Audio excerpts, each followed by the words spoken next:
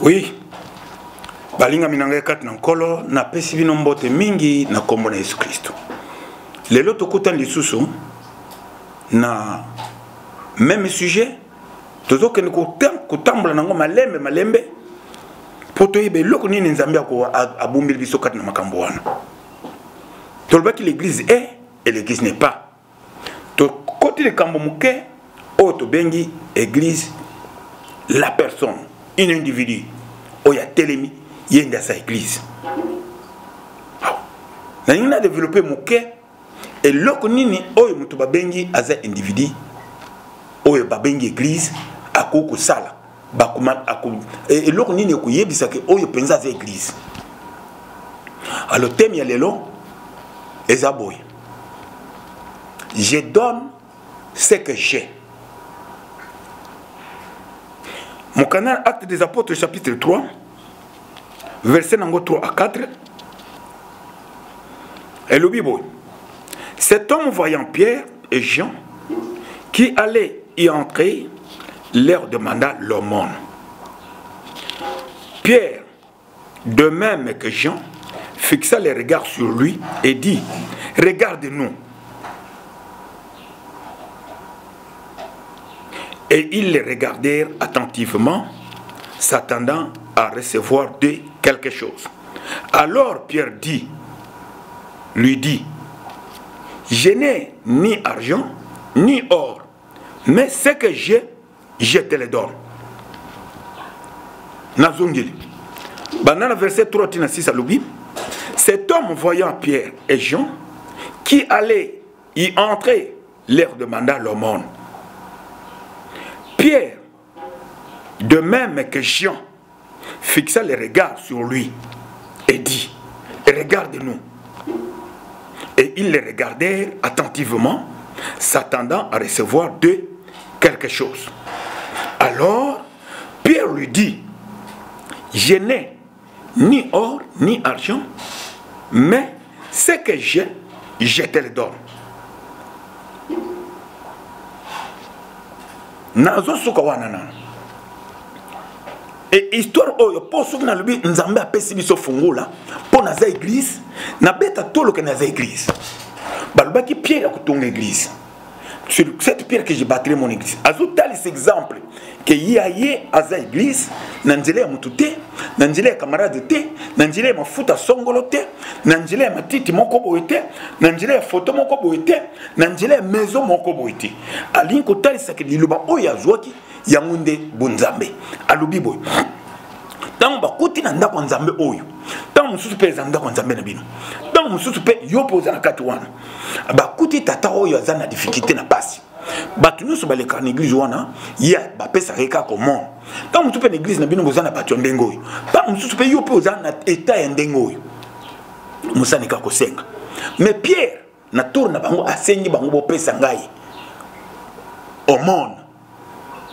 Pierre yebisi ye Pierre na Jean bango mibale ba yebisi ye regardez-nous nous biso tala biso mutu abani kutala bango mibale attentivement mbongo kuya ekuta wapi bako pesa ngaka kabusui Pierre atali Jean zo kubujete Jean zo salelo comme côté Pierre alubi na tour na ye na verset 6 alubi Pierre le regarda et dit: ce que j'ai, je te le donne. Nali na tourna yo papa. Pasteur. Jean peut être apôtre. Jean qui peut être mon disciple. Mais tant Pierre a dit ce que j'ai, c'est personnifié. C'est solidaire. Ce n'est plus deux. Albi te que bota la biso o to zanango to pesa yo. Albi o yo ngai na zanango. Frère yo joani. Yo nini nzambe apesa yo. Ko ke ne vous pas mutute. Ayebi que mukolo wana Yesu aselisaki libondeli na yasuka na Jean 17 verset 14 à 15 à la Bible. Père, je leur ai donné ta parole. Azwaki kaka liluba. Père a reconnaître message wana que na pesa ki bango liluba na yo. Père lubaki na ngai di kolona ona kutunga église. Nga na za église. Na reconnaître na za église. Na za église na nzela mafuta ti. naza église na nzela banzete te naza église na nzela ya maison moko na kota kiti nga naza église Yesu ndi alobaki moi c'est que j'ai je te le donne mais Jean à ce moment-là avec quoi avec les disciples Jean zotala yeme vieux oyo tutamble biso mba tuzana mbongo te ye alinga pesa ye nini donc vieux azobombela nga eloko nzoka Pierre a compris le message, a compris la parole de Dieu, que Dieu nous a donné seulement la parole qui ressuscite. Lorsque Jésus se tient debout devant la tombe de Lazare, il n'a pas pris de l'huile pour oindre cette tombe-là. Il n'a pas pris de l'eau. Mais ce sont des manières. Je ne dis pas que l'huile c'est mauvais. Je ne dis pas que l'eau c'est mauvais. Selon l'inspiration de ce jour-là. Mais yes, Pierre Aloubi, c'est que je te le donne. Yo ozane lokonine. Yo ozane lokonine. Yeba bien, message au pesa kana batuna yo. Soko ozaka miyibi, bandimwana ba okuma ba miyibi. Soko za mtopité, esprit impudicité ko kota l'église non, au mona na ba choriste. Baza ko sala pité même na église na yo moko. Soki yo moko za mtopité. Da papa, o sala msala pamba. O sala msala pamba parce que ko reprimander bato ba sala ka masumu na église té. Yo mo za na 4 femmes, 5 femmes. Même église za mnene. Ato sala ngona nkokuba yeba té. Mais est-ce que oza église yo? Tant sous église ngba bakabela ki okabela. Tant sous ba pesa ki okopesa na mutu. Joana yo, nazana difficulté. Ngana zo ko souté. Yango zo saka na ngonde ngwana parce que yebi passe mutu wana mona kité. Je donne ce que j'ai. Toi, qu'est-ce que tu as? Ce que vous avez la magie. Plus tard, tu vas comme un magicien. Au copé qui s'abango ndengene. Nana ko intercalé. Ce que vous avez sorcier. Donc, au commun, on va vous envoûter l'église wana. N'a pas passé ba na kokufa. Ba kokufa yo l'église na wana. Donc, et là que van na yo yango wana eza venin, eza serpent, ezo so abatwana. Ba kokufa kufa. Ba pasteur azana ndoki. Pasteur Saliboy, yo zana nini papa? Ozwa ki nini? Ozwa ki pana nani? Pierre Aloubi, ce que j'ai, je te le donne. Je te le donne. Pierre avait une chose. Frère, sachez que ce que nous semons, c'est ce que nous moissonnerons. Ce que tu sèmes dans ton assemblée. Yo zana nini? Prophète nous a pité. Batu nyonso bakuleko wana soki basi bakubi batu na ye akusala bango délivrance kulala na tolo na ye yo la na tolo mwasi minute mibale okulala na ete simando telemi yezo azali mkunji nani yezo aza wapi ozolo bila mkunji wana menteur tu es menteur kulba kombe ya yezo te oyo azana ye azana na yote. Je donne ce que j'ai. Qu'est-ce que tu donnes? Avant de donner, comment est-ce qu'on doit donner? Parce que nous avons la clé. Quand Pierre dit ceci, à la fin, il y a eu un miracle. Ne vous trompez pas, il y a des miracles fabriqués. Il y a des miracles qui viennent de l'Égypte. Parce que la Bible dit, dans mon canal Isaïe, à l'Ubibo, il exprime sous ce esprit à vertige, esprit de l'Égypte. Quand en Égypte, Pharaon a zaki na esprit na ye. Et ça n'est miracle était. Yo quand miracle zaka objet en Zambé. Non. Ko saka bana mike wana. Bu bazo mona ba mna muto koyi. Est-ce que muso muto koyi de miracle? De zaki na dina bala zo bato bazo biga bazo kwete. Miracle so muto koyi te. Et zaka système kaka muto koyi te. Bato koyi ko bo église mbima tango bato koyi ba mna so ba boka ni makulu. Yo wana te bana. Mukolo ko ngambo ezani. Mukolo ko ngambo ezali. Le kola batu po ba bika ifu bakoya. Mais mutu miso e kufa. Au ko ndingini. Ya za déjà koka. Biso to bondeli batu. Bakoka ba telemi bakoya te. To seri campagne minene. To mona bato baza posséder na sida wana batie na bato. Mais akoite mutu biki. À quel hôpital? OK. Solution ezaka koyete. nalbi te ko ezaka kaka mabe mais non ezali doctrine te eza nango doctrine te ya bato soki bakoyi aza na nguya non non papa nguya eza kokoya te milimo mabe mpe eza kokoyisa bino abi je donne ce que j'ai. Qu'est-ce que tu as, papa? Vérifie un peu na base na yo. Base. Oh, le baki, moi et mon père, je viendrai en lui, j'habiterai et nous serons ensemble. Bon, comment va tu est-ce que vous avez mis ça? N'attends aux autres côté l'église. Je donne ce que j'ai. Voilà notre problème. Nous perdons beaucoup devant Dieu. Toujours cause belé. Ningini to kosaka. Pona nini ba fait wani zo salamate.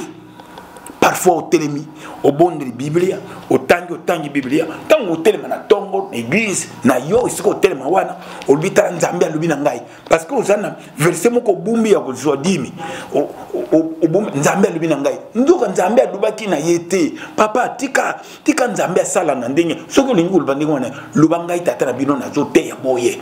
Au zo kwa enseigner bango le kula bana na yo. Kote en combien nzambe pamba, au moins ma tchesiste.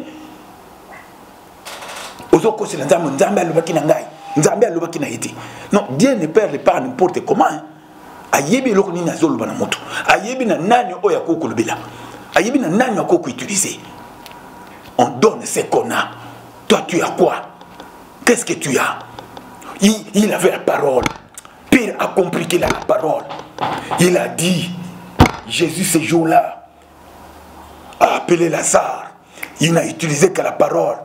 Dans leur détresse, il envoya sa parole et la parole est guérie. Il n'envoya pas à Tindi Bilo comme sous-souté. Tindi Liluba. Liluba est comme incapable. Et comme Sumba Bidio Mafuta. Mikole Leka qui tozaki na mafuta cha. Tozako pako le bateau mafuta cha. La l'église est belle na monaki angwawa. Mais c'est quoi échanger huile d'olive. Huile d'olive à n'importe quelle huile d'olive. Thé. Oui, les âmes abêtées, mais est-ce qu'ils ont la recommandation Zambé? C'est toute une doctrine. Pourtant, lui n'a pas ce qui bino liloba. Je leur ai donné ta parole. C'est la dernière prière. Oyakati, à lui n'a pas ce qui bino liloba. Papa, salut la liloba. Oko mona miracle na Zambé. Oko vivre le boko Zambé. Et au télémi, attaque au téléma pamba batubazo bika na bango. J'ai vu ça un jour à Matadi. J'ai vu ça. Après sur l'iloba est la puissance. L'iloba est la outil à changer mon tout. L'iloba. Yo zanda kwa nzambe. Na ina yebisa wa mkolo moko na kende kusoma matolo ya église na biso na Rwanda. Na zaki na l'iloba. Tangwana mubutu asala kiawa. Na mona ki bakanga biso bazo benga biso bazares. Ba buma biso mkolo wana. Nano monati. Babuma comme qui tourne nga balbi loba liloba moko yebisa moi sinon makambo atika nango kuna na Zaire yebisa na zana liloba tena zolo kaka ipai na Nzambe yebisa Nzambe na foka mi 5 minutes yebisa Nzambe yo ndeza liloba yo za base na kati ya bomwe na ngai sala ngai na yaki ko sala musala pour l'église na yo papa babeta na sasa on betate liloba ndeka nyango motute uza base. Vous avez une base na kati na yo. Ko abandonner base wana toke ko louer base mususu. Ko louer te oyo louer wana et ko même na kati ya perdition papa. Qu'est-ce que tu as? Est-ce que tu as la parole originale? Tu n'as pas cette parole originale hein? Otika na liluba histoire. Potango kendeki na Zimbabwe, tango kendeki na Afrique du Sud, tango kendeki kuna, tango nyonso wana uzotanga oneza nini? Eza nini liluba oyo bandaki na ngweza wapi? Ok, kuno lokoto, na ba pasteur no bazali na kimiati. Na ba pasteur no kutu ba pambula mana bango te kaka yonde. Po pambula bango ifi bakota na ligne na yo. Bongo soko ba pagano ba kusala ndenge nini. Ba pagano ba tomkili. Ba kubanga yo ndenge nini. Ba kubanga église ndenge nini. Ba kubanga Nzambe ndenge nini. Bino ko zaba destructeur ya église. Nzambe azana problème na bino. Bino nde bot bumi église. Parce que vous avez une loge na batuana bazaki na posa kubika bazana posa kuluka Nzambe ya solo po babika po ba yeba kite ndenge ba kotela ikuna mais siko yo leo ba peso fungula po fungula ye abima mais yo ke lisusu yo bokutani binu no siko na kati kacho siko yo ko yebiseni ye akuluba nini na église soki ba konina biso ba sakana na biso bazana raison hein po bazo mona clarté na biso ba memia liluba ba menteur lobo changer moi soyo lobo changer moi soyo lobo ngana sana liluba nini liluba multicolore liluba za multicolore te liluba za yango liluba eloko nini sana yo ozwa kinini pour comprendre que Dieu nous a donné la parole. Je l'ai redonné ta parole. Je l'ai redonné. Après ça qui yo ozwa kinini pa na Nzambe na yebi ke na kati na biso toza ebele ezana ba mususu ba zuye pa na Nzambe te ezama mususu ba zuye na maison pona nazolba boy nazolba nazana camarade ngai na lingaki makasi azaki na église na bandal azaku lingana kende kote mikolo nyonso ya kote na matinale okozoma quelque chose metango ndenge ba bongisa ke église na bango nazaku kamo mais Nzambe a permettre ngai te mokoro na mata mangengenge Nzambe bisikende oyebisa ye zo yekende opese batem oh ya ba pasteur bazana église na bango nene abi aza pasteur te na yebi ete alors ko suto ko Nzambe ko yebisa yo je n'étais jamais connu yo ko tangile na fongolaki na Luanda na fongolaki na Afrique du Sud na fongolaki na Londres na fongolaki boye na fongolaki boye na yebi yo te yo nde na zo yebisa frère na zo yebisa yo komona mituka te ndeza eza église komona veste wana latite lukula nde Nzambe za wana te Nzambe za kana veste te na boy veste te mais na zo yebisa yo eza passe na zongaki tant na zonya lubina ngai eza église te kedo yebisa tala na cher na bango tala eloko vandi wana na kati ya cher makam na zobisa na lota ko lota te Nzambe bisinga tant na komi na bengi na yebisi obo sala église na bingo eza ndenge ne ba yebisinga na peso batem ndenge nini obandeki église ndenge nini ayebisinga yoka mon frère motomoko abenga kingai camarade nanga utaki na Cotonou ayebisinga yaka to monter bord oyoki eloko ngo ba monter bord ezaki na ngo église te ezaki bord na bango ba montaki alors na linga na ibisoke eloko yo zui mutu ndenge wana azui eloko wapi aiska zui liba na Nzambe to azui na muninga na ye mutu na kati na pele na biso tozana ba o Nzambe abengi apesi bango musala izana ba o Nzambe abengi nani pe apesa bango musala te bango mi bandeli na bango bezalo omone ozoko échouer pendant ni parce que ozui na lilubate ezalo kula ba joueur na stade tant qu'on a na stade ba beti penalty ezawana sikoyo ba peni mutu moko akende kubeta tuzo mwana wana ya vida wana comme nani soginani wana makusu abeta penalty so makutu ayo beta penalty albiti nanu sifflete ata beti kote bongondima ngote ezalo kula yo musalo zisa nanu kutu Nzambe ndima na yete Nzambe apesa yo te aptinda yo te mais yo moko mikeide siko apesa yo libate nyonso zala kula oko souffrir papa zonga pa na Nzambe tozana ba peuple belé na kotanga verset moko wa elubi boye na Proverbe chapitre 27 verset 23 alubi connais bien chacune de tes brebis et donne tes soins connais bien yeba balamba mpatena tala Nzambe aza bulingo papa alinga biso mkasi azu biso ko ba docteur batu nyonso zomona oyo azala général azala mokonzi azala ministre azala nani bazana maladi na bango eza masumu eza bikote eza bisimba nyonso on eza maladi albi connaît bien chacune de tes brebis na bato ba yaka ko lobiko pa na yo na kati ya musala tant musu mutu apesi au sujet prier papa bondra pona ngai naza maladi ngo banda kina ngai mais yeba nano pourquoi maladi woni gutu wapi connaît bien oyebi maladi yango te oyebi source te okobonde kisi nini okopesa mutu wana kisi nini okopesa mutu ndenge wana parce que bovandaka ne bien non il faut connaître il faut kosala diagnostic yango état d'âme ya bato na yo ndo yeba pourquoi ça ewuti wapi origine ya problème yango ebandaki ndenge nini po okopesa kisi ya bien connaît bien est-ce que oyebi bapate na yo yo oyebi ba patena yo tant mususu yo siko otala kaka ba oyo bazana moyen bo bazana mbongo bango de soki ayena si ya prière aïe na kanisi mukolo wana kolala te. Oh, le frère Jacques a un problème, hein? Le frère Antoine a aussi des problèmes au service là-bas. Vraiment, je ne dors pas. Oh là la tête pour me tourner. Mais oh yazanga bon. Au quoi kutika kuyeba ekutute. Abiga kana full. Ce qui nous a bien dit ici, yokile mawabika kuna. Mais connais bien chacune de tes brebis. Toi aussi, fidèle. Yeba bien malamu état d'âme ya pasteur na yo. Ton apenza barrière ezalakate. Barrière ezate, je suis libre. Bo kota mabonde bo tuna nzambe oyo makamna zolo e uti na nzambe tu e uti na ngemo. Vous êtes libre. Mais biloka kundi makaka, mutu alubi kaka. Oui, isa prophétie. Non, ate isa prophétie. Tout na nzambe. Est-ce que isa yo mutu lobi toyote? Ndo ko zala suivre na makambo zo sala.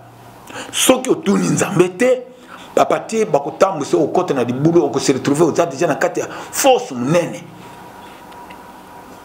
Nzambe apesi biso liluba. Abi je vous ai donné la parole. Jean 17, 14. Je l'ai redonné. Oh, il y a prière à Souka. Dans leur détresse, il envoya la parole. Et dans toi, il envoie la parole dans ton pasteur, dans ta vie, pour être guéri. C'est pourquoi il a donné la clé. Cette clé, c'était la parole de Dieu. Ah, namoni ba église mususu basala fungule. Bazaka na fungule moko boy. Oh, il fungule batikela Petro. Non. Bakeko bumaye, ba pasura ye batala soki fungula mweza abumba kyango na michopo soki wa putain muso Pierre amelian. Non, Pierre ba amela ki fungula. Fungule za parole. La parole d'autorité. La parole qui délivre. La parole qui peut fermer les ciels. C'était ça. Merci Nzamba Lola. Azolo kumu. Pona kola nanga lelo. Bete oya pesa mtu oya sanango. Oya sanango ya muna so pesa yo. Na yebi ke zana miracle, ezana gloire, ezana kembo Nzambe. Ezana kembo Nzambe, ezana nyonso. Alors bola nangai toujours chaque mardi, chaque vendredi de 9h30 à 10h ndé tozana prédication chaque jour na chaîne oyo Babil TV. C'est là, Babil TV. S'abonnez-vous massivement. Action. Babil TV. S'abonnez-vous massivement. Bon s'abonner ma ebele, bon côté ebele na buluka site oyo. Babil TV. Boko kuta na makambo minene, boko kuta na pele makambo ebele vandi kuna kata site wana. Ba prophétie zawa, tout est organisé na Babil TV. Babengiango les Ibanabomoy, Babengiango les Jourdain, Babengiango Maya Lubiko, Babengiango la voix du peuple. Mungungo yaba santo na Nzambe. Amen. Merci. Ok. C'est bon.